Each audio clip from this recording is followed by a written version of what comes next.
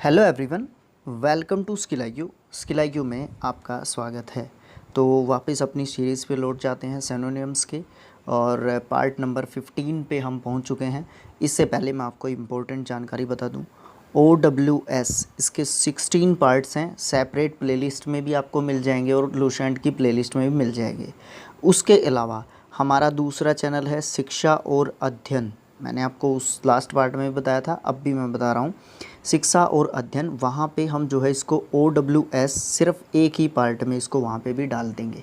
आप उस चैनल को भी सब्सक्राइब कर सकते हैं, लिंक जो है आपको डिस्क्रिप्शन बॉक्स में मिल जाएगा। तो बात करते हैं 15 पार्ट की। 15th पार्ट में सबसे पहला वर्ड है फैबुलस। OUS एंडिंग वर्ड है, तो एडजेक्टिव वर्ड है। इसका मतलब फैबुलस का मतलब शानदार, उत्कृष्ट, भव्य, विस्मयकारी, काल्पनिक भी आप इसको एक तरीके से कह सकते हैं, बट काल्पनिक ना ही कहें तो अच्छा रहेगा। शानदार और उत्कृष्ट, बहुत बढ़िया, ज़बरदस्त, फैबुलस, है ना। तो ये जो है इसका मतलब होता है। इसके 2-3 मतलब इंग्लिश में होते हैं, वेरी गुड या फिर एक्सीलेंट कह सकते हैं। It was a fabulous concert, वो बहुत ज़्यादा मतलब ज़बरदस्त कंसर्ट था, ज़बरदस्त था। फिर आप वेरी गुड भी इसका कह सकते हैं या ग्रेट भी कह सकते हैं।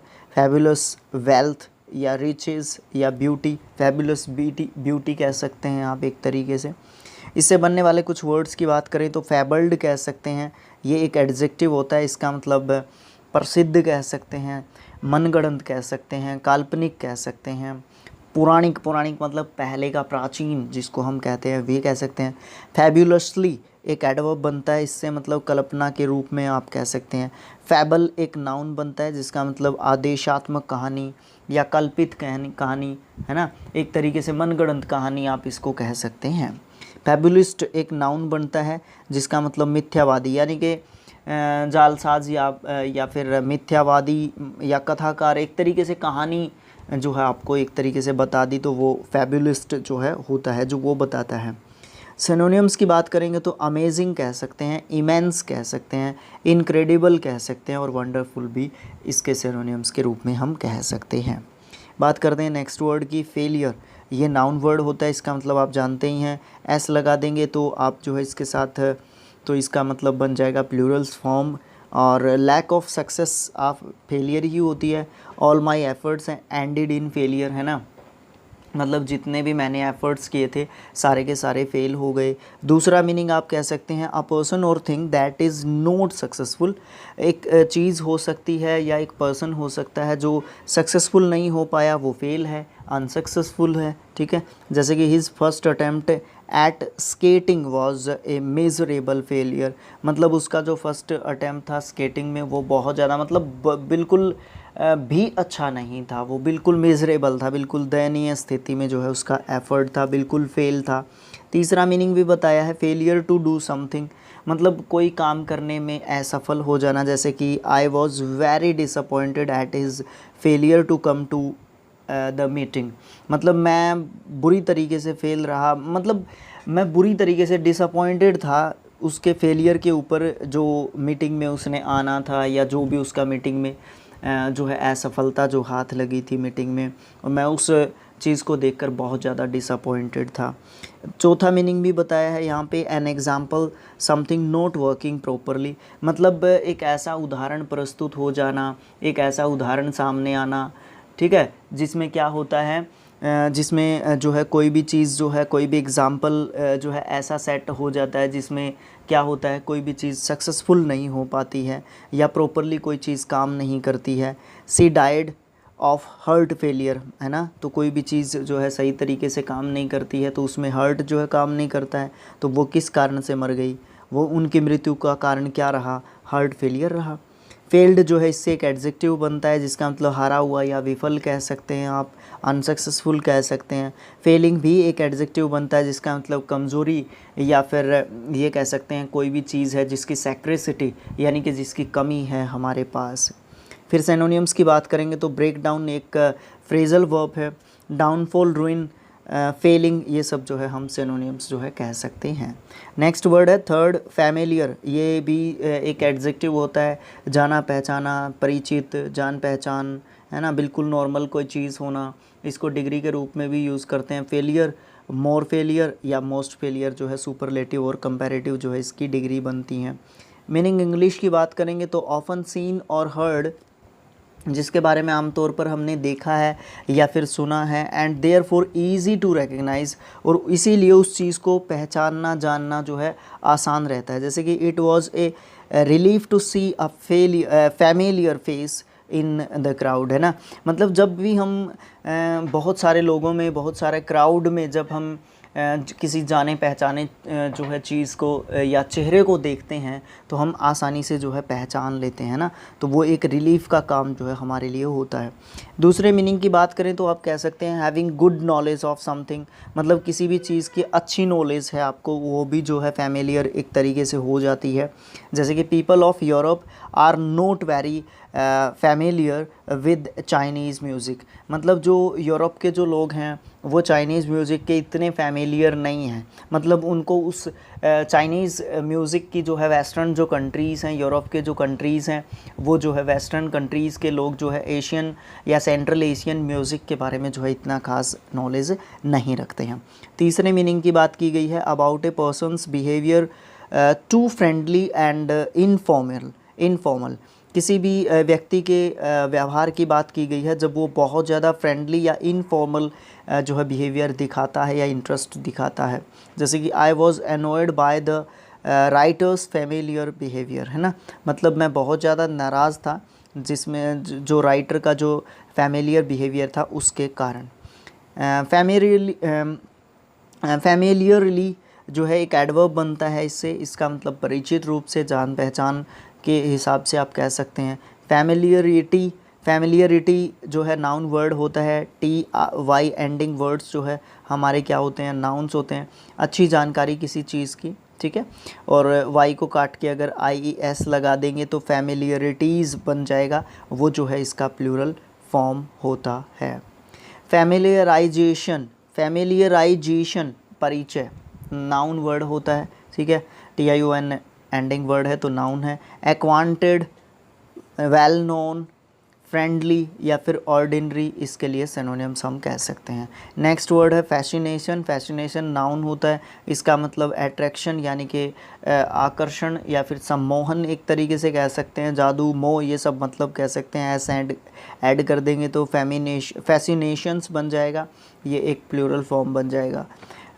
मीनिंग की बात करेंगे आप तो the capacity to attract intense interest, मतलब एक ऐसी योग्यता है आपके अंदर जिसमें आप किसी को अट्रैक्ट कर सकते हैं और वो भी इंटेंसिवली आप किसी को अपनी ओर आकर्षित कर सकते हैं, अट्रैक्ट कर सकते हैं। जैसे कि I had life long fascination with the sea and with small boats, मतलब इसको मतलब मुझे जो है क्या है एक तरीके से जो सी होते हैं, समुद्र होता है, या फिर जो स्मॉल बोट्स होती हैं उनका मुझे एक तरीके से फैसिनेशन होता है, एक तरीके से मुझे बहुत ज़्यादा पसंद है, मतलब मुझे जो है ये दोनों चीज़ें। फैसिनेटिंग एक वर्ड बनता है जो कि एडजेक्टिव होता है, इसका मतलब मनमोहक या फिर जो है आपका अट्रैक्टिव, आप इसके लिए सिनोनिम्स यूज़ कर सकते हैं। फैसिनेटेड एक एडजेक्टिव बनता है इससे, ये भी सेम मीनिंग ही रखता है। फैसिनेटिंगली ये जो है एडवर्ब बनता है, इसका मतलब दिलचस्प रूप से या ढंग से या आकर्षक रूप से। अट्रैक्शन, इंटरेस्ट, चार्म, ग्लैमर, ये सब जो है हम फैसिनेट के लिए जो है हम क्या दे सकते हैं, सिनोनिम्स दे सकते हैं। नेक्स्ट वर्ड है फैथम। स्पेलिंग की तरफ ध्यान दीजिए, FATHOM, फैथम, ये एक वर्ब होती है। इसका सेकंड एंड थर्ड फॉर्म जो है फैथम्ड होता है, और इसका मतलब भली भांति किसी चीज़ को समझना या किसी भी चीज़ का मेज़रमेंट करना, उसको मापना या नापना।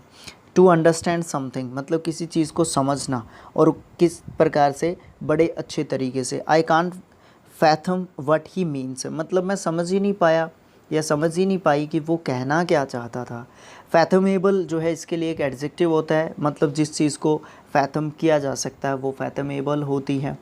सिनोनिम्स की बात करेंगे तो कॉम्प्रीहेंड होता है। कॉम्प्रीहेंड का मतलब किसी भी चीज़ को समझना अच्छे तरीके से। कॉम्प्रीहेंशन पैसेज जो होता है वो इसी वर्ड से बनने वाला वर्ड होता है, ठीक है।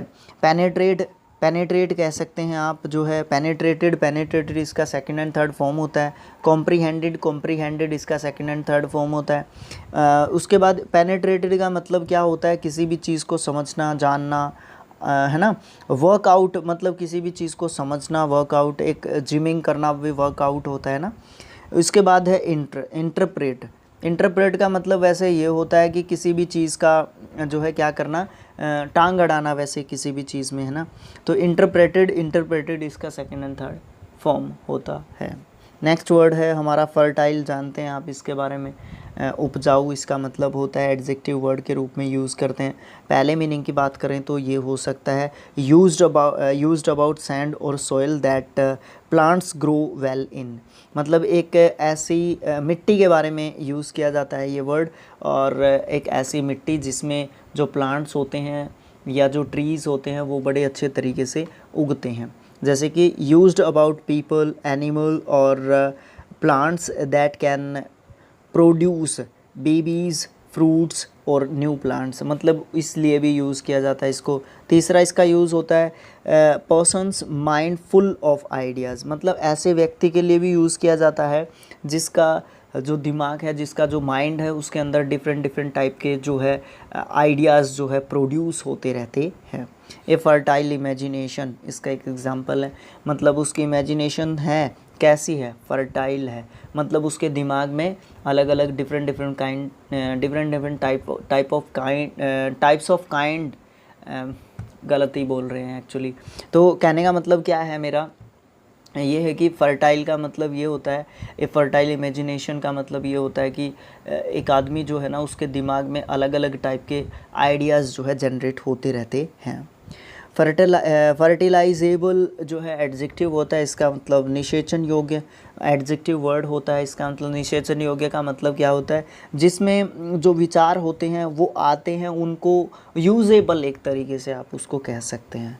निषेचन योग्य मतलब यूजेबल, जिसको यूज़ किया जा सकता है, उपयोग किया जा सकता है, प्रयोग किया जा सकता है।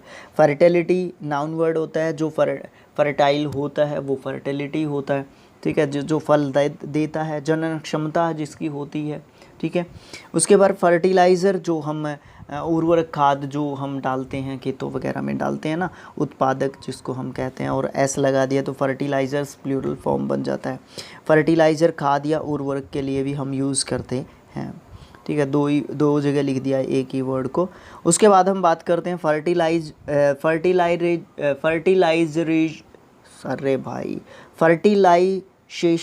फर्टिलाइजेशन। ये एक वो प्रोसेस होती है जिसके तहत जो फर्टिलाइज़र होते हैं ना, वो जो है क्या करते हैं, वो प्रोसेसिंग जो होती है वो ये होती है। सिनोनिम्स की बात करेंगे तो अबंडेंट कह सकते हैं, फ्रूटफुल कह सकते हैं, इसके लिए लग्जरियंट कह सकते हैं, प्लेंटीफुल कह सकते हैं। लग्जरियंट यहाँ पे लग्जरी से निकला हुआ वर्ड है। लग्जरी का मतलब होता है ऐशो आराम की जो चीज़ें होती हैं उनको हम लग्जरी थिंग्स या लग्जरियस जो है थिंग्स बोलते हैं, चीज़ें बोलते हैं। इसका मतलब समृद्ध, सुखभोगी या आनंदपूर्ण जो है आप इसका कह सकते हैं। फिर कहीं ना कहीं आप जो है इसकी सिनोनिम की कैटेगरी में भी आप रख सकते हैं इसको। नेक्स्ट वर्ड है फेस्टिव। ये एडजेक्टिव वर्ड होता है, इसमें आप जो है प्लेजरिस्ट हैं, एक तरीके से आप अपने आप को खुश महसूस कर रहे हैं। Happy because people are enjoying themselves celebrating something, मतलब आप खुश हैं किसी चीज़ को लेके, कोई भी चीज़ है अच्छी हुई है या समय अच्छा चल रहा है, किसी भी तरीके से आप जो है एक खुश मूड में हैं, एक हैप्पी मोड में हैं। जैसे कि फेस्टिव सीज़न है ना, फेस्टिवल आप जानते ही हैं, त्योहारों को बोलते हैं। फेस्टिवल उत्सव, त्यौहार, आनंद, फेस्टिवल ये सब जो है आप जानते ही हैं। फेस्टिविटी नाउन होता है, उत्सव का समय, आनंदोत्सव कह सकते हैं, खुशी का समय, आमोद प्रमोद जिसको आप कहते हैं, ठीक है। फेस्टिविटीज़ इसका जो है प्लूरल फॉर्म बनता है। और कॉर्डियल, गाला, ग्लीफुल और जोवल, ये सब जो है हमारे इसके लिए सिनोनिम्स यूज़ कर सकते हैं। अगला भी नेक्स्ट वर्ड जो है एट्थ वर्ड है आज का, और ये वर्ड क्या है, फ्लेमेबल है। फ्लेमेबल में सबसे पहली बात तो ये है कि स्पेलिंग टेस्ट के हिसाब से इम्पोर्टेंट जो है ये स्पेलिंग है, डबल एम आता है यहाँ पे। और दूसरी बात ABLE एंडिंग वर्ड है तो एडजेक्टिव है, और इसका मतलब होता है जलने का, जो है कोई भी चीज़ है वो जल सकती है, ज्वलनशील है। एबल टू बर्न ईजिली, मतलब कोई भी चीज़ है आसानी से जो जल सकती है। इससे बनने वाला वर्ड है एक फ्लेमेबिलिटी। नाउन वर्ड होता है ज्वलनशीलता, मतलब वो चीज़, वो पॉइंट जिस पे जो है कोई भी चीज़ जल सकती है। सिनोनिम की बात करेंगे तो उसमें आप कंबस्टेबल कह सकते हैं, इनफ्लेमेबल भी कह सकते हैं। फ्लॉक ये वर्ब होती है, फ्लॉक्ड इसका सेकंड एंड थर्ड फॉर्म होता है। इसका मतलब झुंड, दल या फिर समुदाय कह सकते हैं। एक ग्रुप ऑफ शिप और बर्ड्स कह सकते हैं, मतलब जिसमें जो है बहुत सारी चीज़ें, बहुत सारे एनिमल्स जो है आपको इकट्ठे दिखाई देते हैं, चाहे वो शिप्स हों चाहे वो बर्ड्स हों। सिनोनिम्स की बात करेंगे तो बंच कह सकते हैं, क्राउड कह सकते हैं, ग्रुप कह सकते हैं, हर्ड कह सकते हैं, स्वॉर्म कह सकते हैं, ट्रूप भी कह सकते हैं। बट इसमें है ना डिफरेंस क्या हो जाता है, जैसे बर्ड्स या शिप्स के ग्रुप को हम जो है क्या कह देते हैं, हम जो है उसके लिए अपना वर्ड यूज़ करते हैं फ्लॉक। लेकिन ट्रूप किसके लिए यूज़ करते हैं, जो सोल्जर्स होते हैं ना उनके ग्रुप को, उनकी सेना को, ठीक है। क्राउड होता है ना people, a large number of people, बहुत सारे लोगों की संख्या, है ना। ग्रुप भी उसी तरीके का हो सकता है। हर्ड में भी एनिमल्स या बर्ड्स शामिल होते हैं। बंच मतलब एक ग्रुप ऑफ ग्रेप्स, एक ग्रुप ऑफ या बंच ऑफ ग्रेप्स कहते हैं एक्चुअली, एग्जैक्ट जो है बात ये होती है, बंच ऑफ ग्रेप्स है ना, अंगूरों का गुच्छा। तो ये इस तरीके से भी यूज़ किया जाता है, इन अलग अलग जगह पे अलग अलग मीनिंग होता है इन वर्ड्स का। बट ऐसा नहीं है कि हम इनको फ्लॉक के सिनोनिम्स के रूप में रख नहीं सकते। फॉलोअर जानते हैं आप, इसके बारे में बताना भी मैं इतना ज़्यादा ज़रूरी नहीं समझता। फॉलोइंग मतलब एडजेक्टिव के रूप में यूज़ किया जाता है, अगला या नेक्स्ट जो है सक्सेसर के रूप में आप इसको यूज़ कर सकते हैं। फॉलो, फॉलोड इसका सेकंड एंड थर्ड फॉर्म होता है। समझना किसी को या किसी का अनुसरण करना, साथ साथ में गमन करना।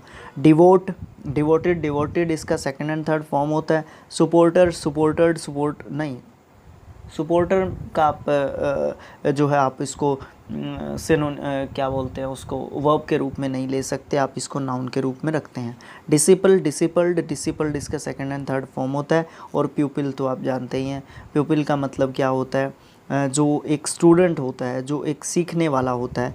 लेकिन यहाँ पे इसको इसके सिनोनिम के रूप में डालना नहीं चाहिए, बट बुक में डाल रखा है, डालना नहीं चाहिए वैसे इसको। फ्लोरिस्ट इसका सेकंड एंड थर्ड फॉर्म होता है। सफल या फिर कोई भी चीज़ का डेवलपमेंट होना, विकसित होना, उन्नति करना, ये सब जो है मतलब फ्लोरिस्ट के होते हैं। टू डेवलप ए सक्सेसफुल वे मतलब एक अच्छे तरीके से अपने आप को डेवलप करना।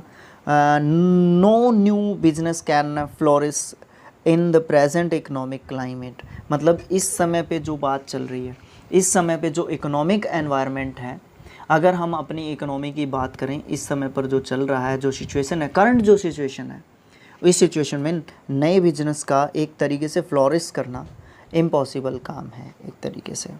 क्रॉप्स फ्लोरिश इन रिच सॉइल, मतलब जिसमें फर्टिलिटी अच्छी होगी तो उसमें जो है क्रॉप्स क्या करती हैं, फ्लोरिश करती हैं, बढ़ती हैं, अच्छी फूलती फलती हैं।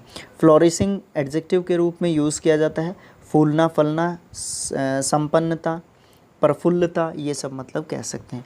फ्लोर वर्ड के रूप में, नाउन के रूप में यूज़ करेंगे तो आटा कह सकते हैं, पीसना जिसको बोलते हैं हरियाणा में, हमारे यहाँ पे महीन चूर्ण, पतला चूर्ण बिल्कुल है ना, आटा उसी तरीके का होता है, तो वो फ्लोर होता है। एक फ्लोर वर्ब के रूप में यूज़ किया जाता है, सेम यही स्पेलिंग, फ्लोर्ड इसका सेकंड एंड थर्ड फॉर्म होता है। इसका मतलब वो प्रोसेस जिसमें हम पीसते हैं, या फिर आप गाहना मतलब उसके ऊपर क्या करते हैं, जैसे यहाँ पे फसल घेर दी और पहले बैलों को जोतते थे और उस फसल के ऊपर घुमाते रहते थे, उसको आप जो है गाहना बोलते थे, गाहना। या छड़ना, हमारे हरियाणा में छड़ना भी बोलते हैं इसको, ठीक है। इसके लिए सिनोनिम्स की बात करेंगे तो ब्लूम कह सकते हैं, सक्सेस्ड कह सकते हैं, डेवलप कह सकते हैं, प्रोस्पर भी आप कह सकते हैं। सबको ईडी लग के जो है सेकंड एंड थर्ड फॉर्म बनता है। तो thanks for watching, not watch, thanks for watching. और बात पे गौर कीजिएगा, ठीक है। जो मैंने दूसरा चैनल के बारे में बताया, वहाँ पे OWS के जो है पार्ट को हमने डाल दिया है। जब तक मैं ये वीडियो YouTube पे आप देख रहे होंगे तब तक तो डल चुका होगा। सब्सक्राइब नहीं किया तो आप ज़रूर से उसको सब्सक्राइब कर दें। और फिर मिलेंगे हम पार्ट नंबर 16 में फॉर सिनोनिम्स, ठीक है। तो thanks for watching again, thank you so much, मिलेंगे नेक्स्ट पार्ट में। Thank you so much.